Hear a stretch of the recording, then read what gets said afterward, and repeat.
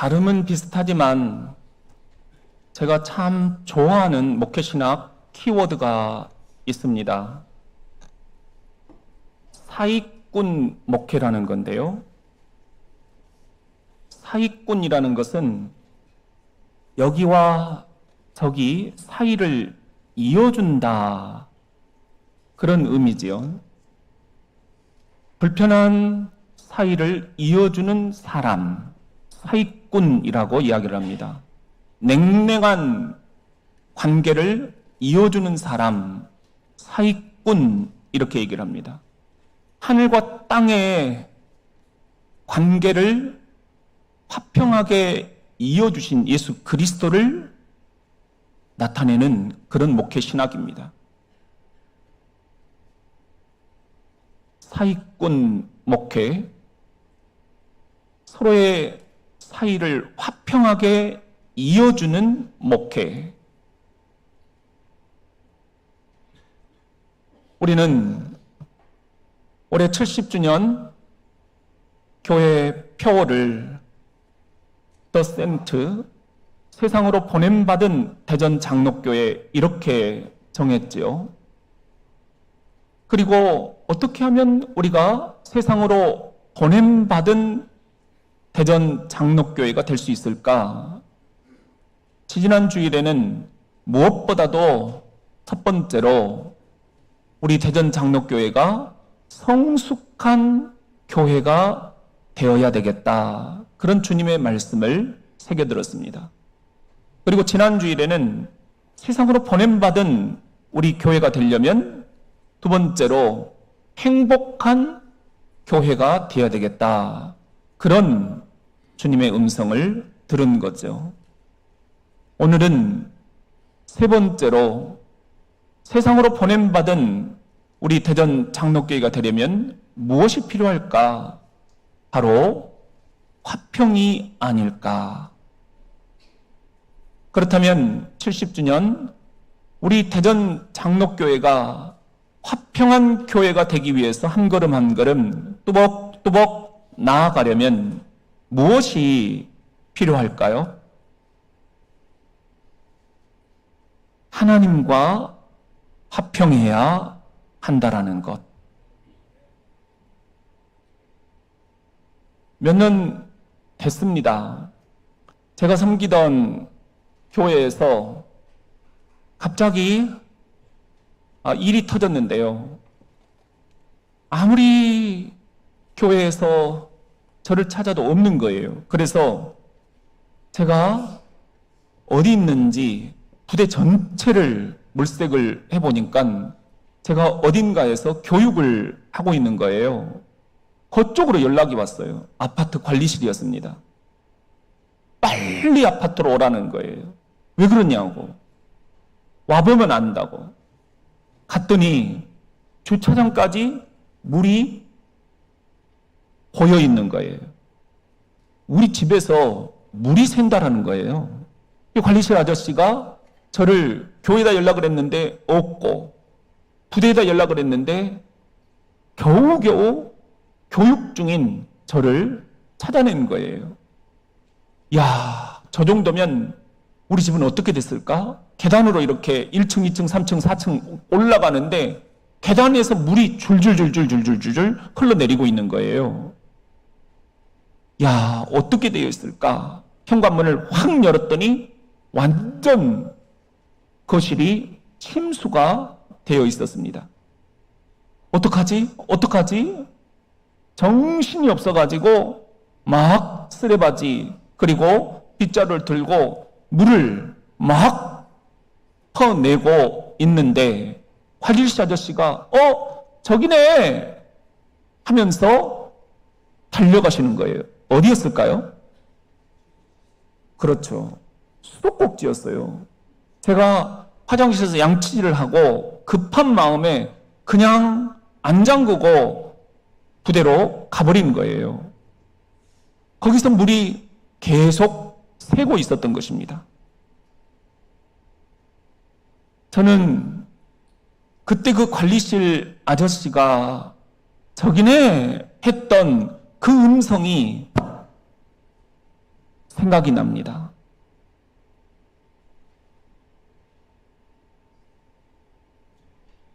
지금 그것이 네 인생이다. 네 인생의 문제도 마찬가지다. 네 인생에 문제가 생겼는데 물이 줄줄 새는데 물바다로 변하고 있는데 너는 좌불안석 쓰레바지로 빗자루로 쓸어내려라 정신이 없구나. 그러지 말고 네 인생의 수도꼭지부터 잠가야 하지 않겠니? 물이 새는 근원, 화장실 수도꼭지부터 잠가야 하지 않겠니? 교회도 마찬가지 아니겠습니까? 이것이 지금 네 교회다. 네 교회 문제도 마찬가지다.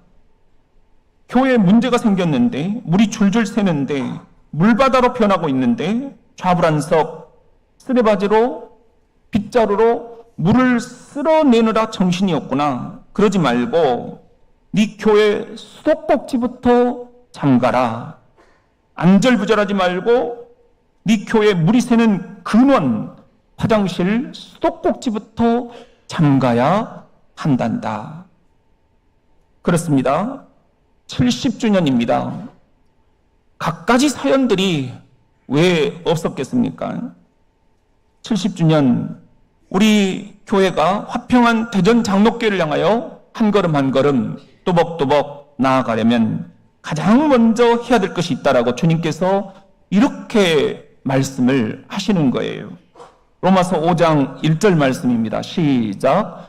그러므로 우리가 믿음으로 의롭다 하심을 받았으니 우리 주 예수 그리스도로 말미암아 하나님과 화평을 누리자. 우선순위 1번, 하나님과 화평을 누리는 것, 이것이 해결이 돼야만 다른 것도 풀린단다. 주께서 오늘 우리에게 주시는 복음입니다. 지금 여러분 어떤 문제가 발생을 했습니까? 자녀들에게 문제가 발생을 했습니까? 부부 사이에 문제가 발생했습니까?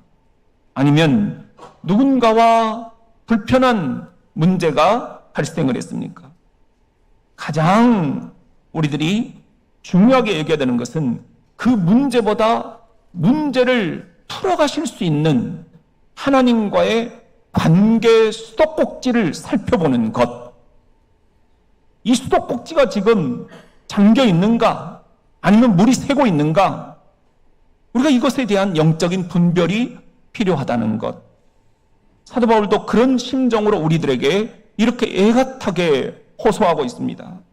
고린도후서 5장 18절에 보면은 모든 것이 하나님께로부터 났다.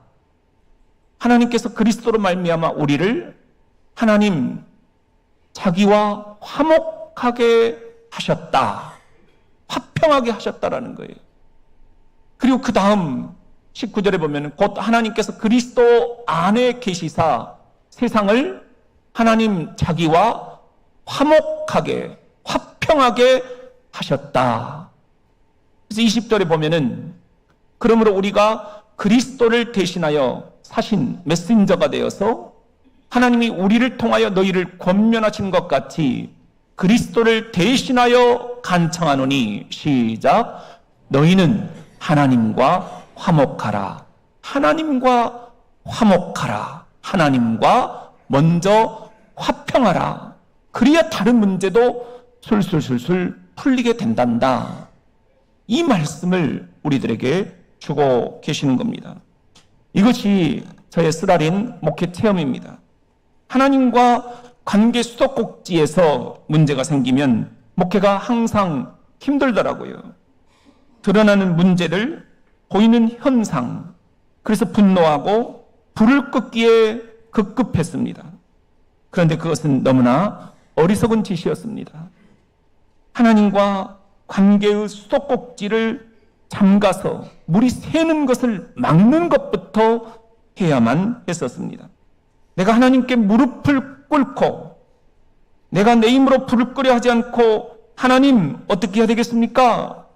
하나님께 기도의 자리로 나아가는 것, 하나님 앞에서 영적인 분별을 구하는 것, 이것이 먼저였다라는 것을 뒤늦게나마 느끼게 됩니다. 하나님 아버지께서 왜 그 아들 예수 그리스도를 이 땅에 보내셨을까? 설 연휴에 우리들에게 주시는 말씀 골로새 1장 19절입니다. 보시면 하나님 아버지께서는 그 다음 절에 보면은 그 예수의 십자가 피로 화평을 이루사, 예수의 피가 하나님과 우리 사이를 화평하게 만들어 주셨다라는 거예요. 만물, 곧 땅에 있는 것들이나 하늘에 있는 것들이 그 예수 그리스도로 말미암아 하나님 자기와 화목하게 화평하게 되기를 기뻐하심이라. 이것이 오늘 우리들이 설 연휴 때 한번 묵상해 보아야 할 하나님과 나 사이의 관계의 수도꼭지. 내가 지금 하나님과 먼저 화평을 이루고 있는가? 여기서부터 모든 문제가 시작되고 물이 줄줄줄줄 새고 있다. 우리 그런 의미에서 이 예수 그리스도가 하나님과 우리 사이에 화평의 희생 제물이 되어 주셨는데 그 십자가의 피를 우리들이 기억하면서 이 예수 그리스도의 십자가 피가 무뎌지지 않도록 모든 문제 우선순위로 그 문제를 해결하실 수 있는 하나님과 화목하고 하나님과 화평한 그런 성도 여러분들, 우리 교회가 될 수 있기를 주의 이름으로 축원합니다. 그렇다면 70주년 화평한 대전 장로교회를 우리가 만들기 위해서 한 걸음 한 걸음 뚜벅뚜벅 나아가려면 또 무엇을 해야 할까요? 나 자신과 화평을 해야 한다라는 것. 오이가 있었습니다. 학교에 가면 친구들이 자꾸 놀려댔습니다. 너 오이 맞아? 오이가 왜 그 모양이니? 자기가 생각해도 자기 자신이 오이 같지 않아가지고 할머니에게 가서 물었습니다. 할머니, 나 오이 맞아요? 그러자 할머니가 귀여워 죽겠다는 표정으로 그렇게 말씀하신 거예요. 아이고, 이 녀석, 맞다 당근이지. 이 할머니 말을 듣자마자 손자 오이가 충격을 받아서 가출을 해버렸다는 거예요. 치는 말을 찾으려고, 아, 나는 오이가 아니구나. 난 뭐구나? 당근이구나. 나는 누구인가? Who am I? 모든 질문은 여기서부터 시작됩니다. 이 질문에 대한 답이 선명해질수록 인생도 선명해집니다. 안 그러면 내가 누구인가? Who am I? 이게 자꾸만 헷갈리게 되고 불안해지고 우울해지고 마침내는 내 자아가 불분명해서 급기야는 분열이 되고 맙니다. 이걸 우리가 정신분열이라고 이야기를 합니다. 나 자신과 화평이 깨지는 것입니다. 70주년, 내가 나 자신과 이 화평을 누리려면 무엇을 어떻게 해야만 할까? 가장 중요한 것은 남들과 비교하는 것을 지금 당장부터 멈추는 겁니다. 평신도 신학자였던 영국 캠브리지 대학교 C.S. 루이스, 고난의 신학자라고 하죠. 그분이 이렇게 얘기를 했습니다. 말세의 사탄이 가장 교묘하게 사용하는 무기는 비교의식이다. 뭐다? 비교의식이다. 나와 다른 사람을 자꾸 비교하게 만드는 거예요. 이게 사탄의 전략이라는 겁니다. 영국의 수학자이고 철학자였던 버트런드 러셀이 행복의 정복이라는 책을 썼습니다. 거기서 그가 이렇게 얘기를 합니다. 공작새는 다른 공작새 꼬리를 부러워하지 않는다. 자기 꼬리가 세상에서 가장 아름답다고 믿기 때문이다. 그래서 공작새는 세상에서 가장 행복한 새다. 이게 러셀이 말하는 행복론입니다. 공작새처럼 자신을 가장 아름답게 여기는 것, 남들과 비교하지 않고 열등감에 빠지지 않는 것, 이것이 행복의 첩경이라는 이야기입니다. 조수미 씨가 그런 분이었어요. 세계적인 소프라노 조수미 씨는 큰 음악회를 끝내면 집으로 돌아오는 길에 늘 집에 가면 가장 먼저 뭘 해야지 결심하는 게 있었습니다. 그게 바로 일기였습니다. 저널링이라고 얘기를 하죠. 이 영적인 일기를 써가는 게 굉장히 중요하다는 겁니다. 조수미, 너 오늘 노래 정말 잘했어. 하나님이 오늘 너와 함께 하셨어. 넌 하나님 보시기에 최고였어. 이렇게 계속해서 음악회가 끝나면 항상 영적 저널링, 영적인 일기를 썼다라는 거예요. 조수미가 이렇게 고백을 합니다. 1986년 23세 이탈리아 무대에서 첫 데뷔를 했는데 지금까지 40년째 그렇게 나는 나 자신을 하나님께서 넌 최고야, 최고야, 최고야 라고 인정해 주시는 이 일기 한 줄에 큰 힘을 얻고 있다라고. 이 일기 한 줄이 외모나 실력이나 독신, 내가 느끼는 갑자기 나에게 몰아치는 사탄이 주는 콤플렉스를 다 물리쳐버리게 한다라는 것. 우리는 하나님이 만들어주신 최고의 걸작품입니다. 설 연휴 동안 우리가 이런 고백들을 가족들 간에 나누는 것, 이게 설 최고의 선물입니다. 우리 옆에 있는 분들에게 이렇게 한번 미리 인사를 한번 해봅시다. 당신은 하나님의 걸작품입니다. 짱이라는 거예요. 짱. 야, 목사님 짱, 장로님 짱, 우리 안수 집사님 짱, 권사님 짱, 집사님 짱, 이번에 새로 오신 새가족 짱, 우리 자녀들 짱, 짱, 짱 하면서 설 연휴 기간 동안 여러분들 모두가 다 하나님이 내게 주신 최고의 선물들이 지금 내 앞에 이렇게 있구나.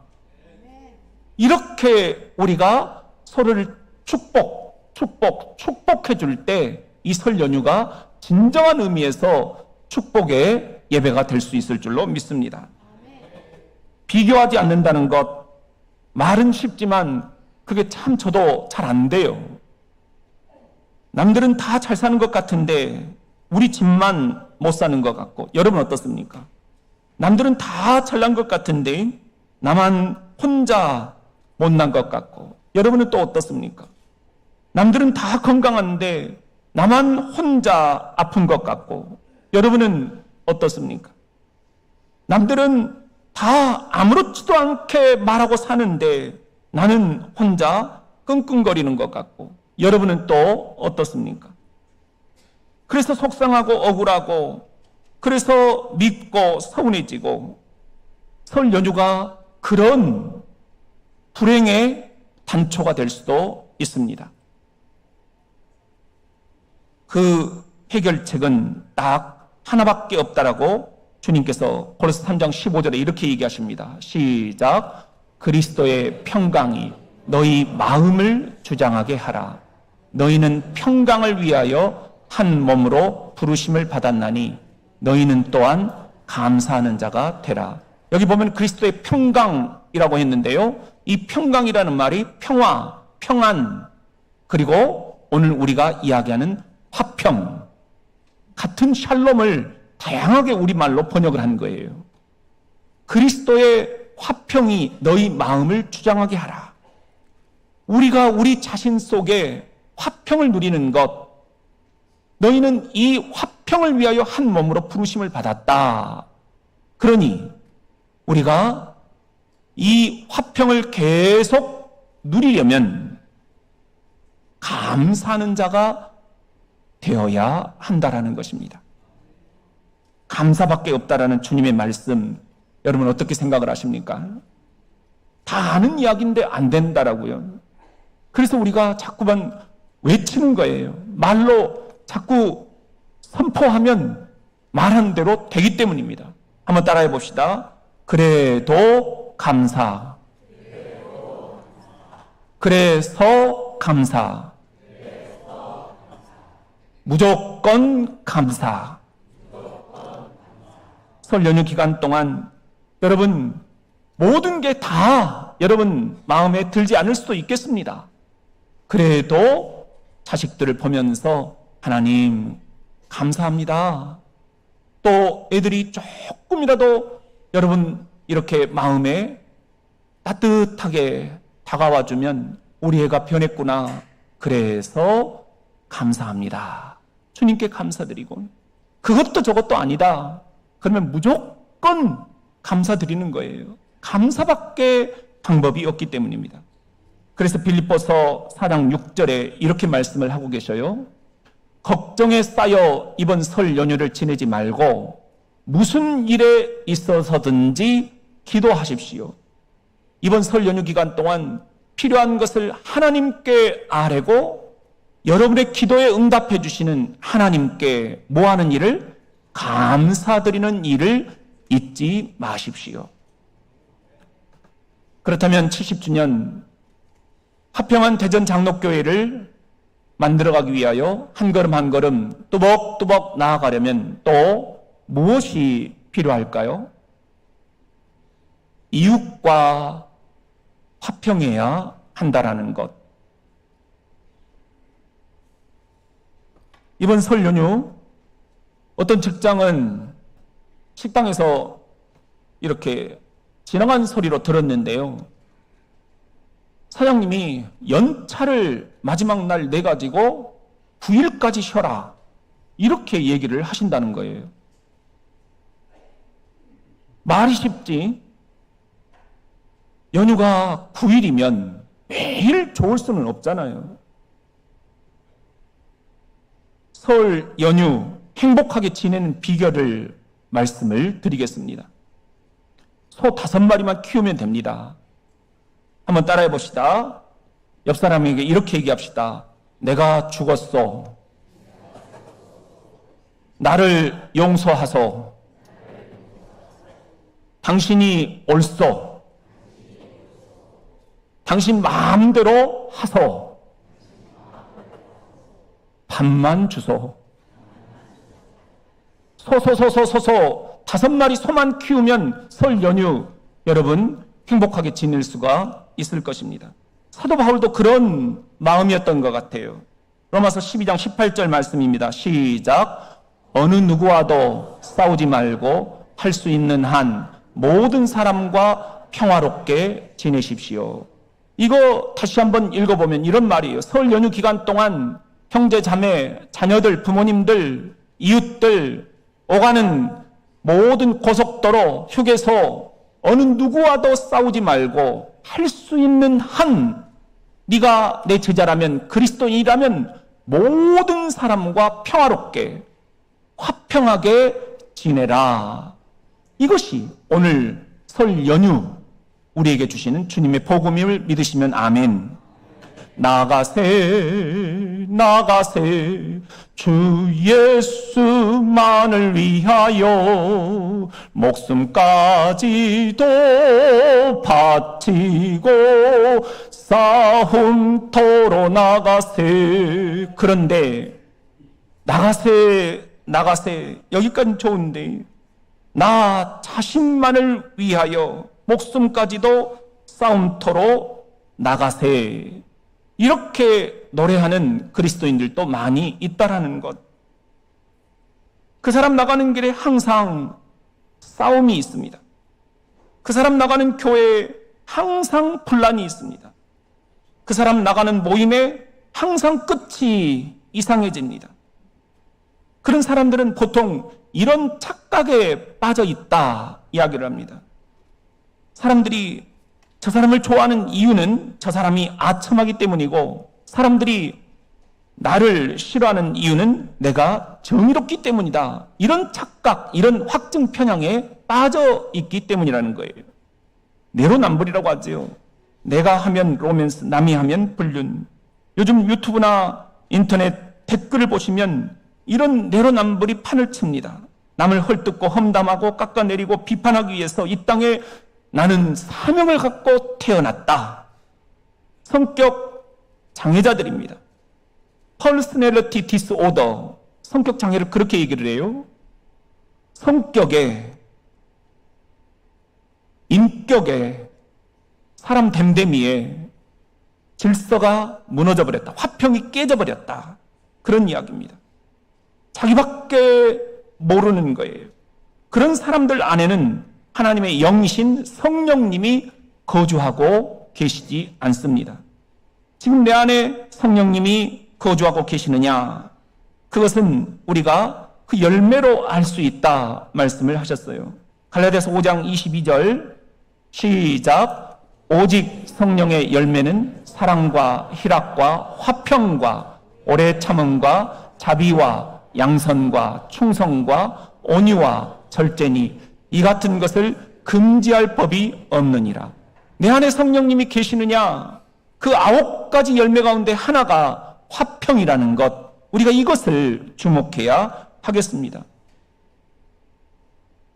예수님께서도 그래서 이번 설 연휴 우리들에게 신신당부하시는 말씀이 있습니다. 마가복음 5장 9절 말씀 우리 같이 한번 읽어보겠습니다. 시작. 화평하게 하는 자는 복이 있나니 그들이 하나님의 아들이라 일컬음을 받을 것이며. 여기 보면은 성경 원어는 이제 헬라어로 쓰여져 있잖아요. 화평하게 하는 자라는 말은 호이, 에이레노, 호이, 오이 이렇게 되어 있는데요. 불편한 사람들 사이에서 화평을 만들어가는 사람 이렇게 되어 있습니다. 이걸 영어 성경에서는 이렇게 표현을 하고 있어요. peacemaker, peace, 화평을 maker, 만들어가는 사람. 이런 사람들은 blessed, 복이 있다. 그런 사람이야말로 진짜 행복이 뭔지를 아는 사람이다. 그런 주의 말씀입니다. 이번 설 명절 우리 모두가 다 형제지간 함께 모였을 때 가족들과 피스메이커 역할을 하는 사람이 누군가를 한번 유심히 들여다보세요. 그가 진짜 행복을 아는 주의 자녀입니다. 이렇게 피스메이커, 화평하게 하는 자에게 주님께서 놀라운 복을 주시겠다라고 약속을 하고 계셔요. 마태복음 5장 9절 말씀을 다시 한번 보면은요. 화평하게 하는 자는 복이 있나니 그들이 무엇이라? 하나님의 아들이라 일컬음을 받을 것이다. 여기서 아들이라는 헬라어는 휘오스라는 말인데요. 눈 속에 넣어도 아깝지 않은 눈동자, 그런 말이에요. 내 신체의 가장 귀한 부분, 하나님께는 하나님 눈 속에 넣어도 아깝지 않은 가장 귀한 존재가 누구시겠어요? 아들 예수 그리스도잖아요. 그런데 그 아들 예수 그리스도에게 주시는 그 축복을 화평하게 하는 저와 여러분에게도 너는 내 아들이다, 너는 내 딸이다, 그렇게 일컬음을 받게 해주시겠다, 이런 약속이신 거예요. 70주년 우리 대전장로교회가 이런 피스메이커 교회, 서로 불편한 사이를 화평하게 만들어가는 교회가 될 수 있다면 얼마나 좋을까. 야고보서 3장 16절 말씀입니다. 시기와 다툼이 있는 곳에는 혼란과 모든 악한 일이 있습니다. 오직 위로부터 난 지혜는 첫째 성결하고, 다음에 뭐하고? 화평하고 관용하고 양순하며 긍휼과 선한 열매가 가득하고 편견과 거짓이 없다니. 시작. 화평하게 하는 자들은 화평으로 심어 의의 열매를 거두느니라. 화평하게 하는 저와 여러분에게는 화평으로 심어서 이제 죄의 열매가 아니라 의의 열매를 거두도록 해주시겠다. 이것이 70주년 우리 교회에 주시는 예수 그리스도의 복음임을 받아들이시면 아멘. 십자군 전쟁, 기독교라는 이름으로, 교회라는 이름으로, 열심이라는 이름으로 살인과 폭력을 일삼으면서 그런 것들을 저건 아니야, 사막으로 들어가서 청빈과 겸손과 순종으로 누더기 옷을 입고 새들과 대화를 하시면서 기도했던 한 사람이 있습니다. 아시시의 성 프란시스입니다. 그분의 기도를 우리는 굉장히 많이 알고 있습니다. 바로 평화의 기도입니다. 주여 나를 평화의 도구로, 화평의 도구로 써주소서. 미움이 있는 곳에 사랑을, 다툼이 있는 곳에 용서를, 분열이 있는 곳에 일치를, 오류가 있는 곳에 진리를, 의혹이 있는 곳에 믿음을, 절망이 있는 곳에 희망을, 어둠이 있는 곳에 광명을, 슬픔이 있는 곳에 기쁨을 심게 하소서. 주여 위로를 구하기보다는 위로하고, 이해를 구하기보다는 이해하며, 사랑을 구하기보다는 사랑하게 해주소서. 자기를 줌으로써 받고, 자기를 잊음으로써 찾으며, 용서함으로써 용서받고, 죽음으로써 영생으로 부활하리니. 지금 2025년 대한민국 이 사회에 온통 진영 간, 이념 간 분열과 불화입니다. 미움과 갈등입니다. 전혀 대화가 통하지 않습니다. 극단적인 적대감뿐입니다. 하여 그 어느 때보다 성 프란시스가 하나님께 드렸던 평화의 기도, 화평의 기도가 필요합니다. 70주년 우리 교회가 해야 할 시대적인 역할도 바로 그것 아닐까요? 목사님은 여당입니까? 야당입니까? 어떤 분이 이번에 그렇게 물어서 제가 굉장히 당혹스러웠어요. 저는 어느 한쪽을 편들려고 하는 것이 아닙니다. 그러려고 목사가 된 게 아닙니다. 그러려고 이 설교를 하고 있는 것이 아닙니다. 어느 한쪽 편을 들면서 우리 교회도 피 터지게 서로 싸워야만 할까요? 그게 여러분들이 바라는 교회의 이상적인 모습입니까? 예수님이 그렇게 하라고 십자가에 죽어주셨을까요? 누가 이 극단적인 적대감을 치유할 수 있을까요? 그런 의미에서 70주년 우리 대전장로교회가 어떤 공동체가 되면 좋겠습니까? 예수님께서 내가 너희를 위해서 십자가에 죽어준 보람이 있다, 그렇게 말씀하시는 것 들으려면 우리 교회가 어떤 교회 공동체 되면 좋겠습니까? 지난주 성숙한 교회 공동체, 지난주 행복한 교회 공동체, 오늘은 화평한 교회 공동체, 거기에 답이 있지 않을까요? 그런 의미에서 우리 이렇게 한번 외쳐봅시다. 70주년 화평한 대전장로교회를 향하여